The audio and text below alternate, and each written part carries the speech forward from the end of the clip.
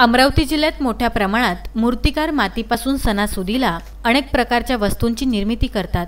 गणेश मूर्ती, दिवाळीत मूर्ती, पणत्या, दुर्गादेवी, महालक्ष्मी सोबतच माठ इत्यादी साहित्य बनवितात। त्यावरच शेकडो कुटुंब आपल्या परिवाराचे उदरनिर्वाह करीत असतात। मात्र कोरोनाचे सावट आले असताना अनेकांवर परिणाम झाले आहे।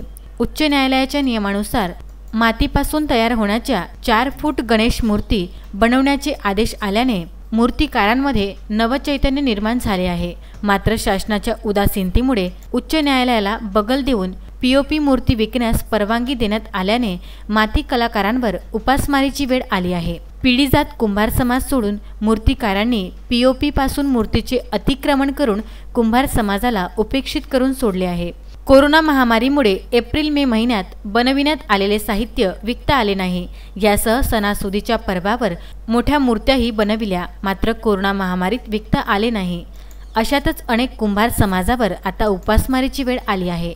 अशा परिस्थितीत शासनाने मूर्त्यांचे पंचनामे करून कुंभार समाजाला आर्थिक मदत जाहीर करावी, तसेच शिल्लक राहिलेल्या मूर्तीचे विसर्जन करावे अशा मागण्या घेऊन जिल्हाधिकारी शैलेश नवाल यांना निवेदन देण्यात आले। यावेळी कुंभार मातीकला सुधार समितीचे अध्यक्ष प्रभाकर रोतडे, उपाध्यक्ष चरण उचाडे, संदीप काळकर, दिलीप नांदुरकर सह अनेक सदस्य उपस्थित होते।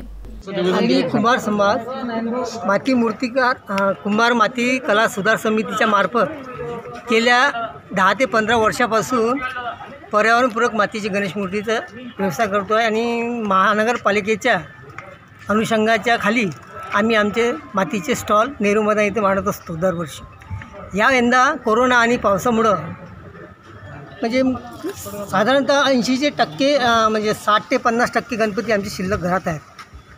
एकूण 300 ते 400 कारागीर मातीचे अमरावती शहरामध्ये आहेत।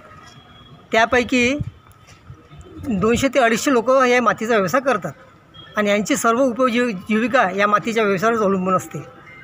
जर या व्यवसायातून यांना गणेश उत्सवाच्या व्यवसायातून जर यांना जर प्रॉफिट झालं नाही, त्यांचं पूर्ण वर्षभराचं उत्पन्न यावर अवलंबून असते।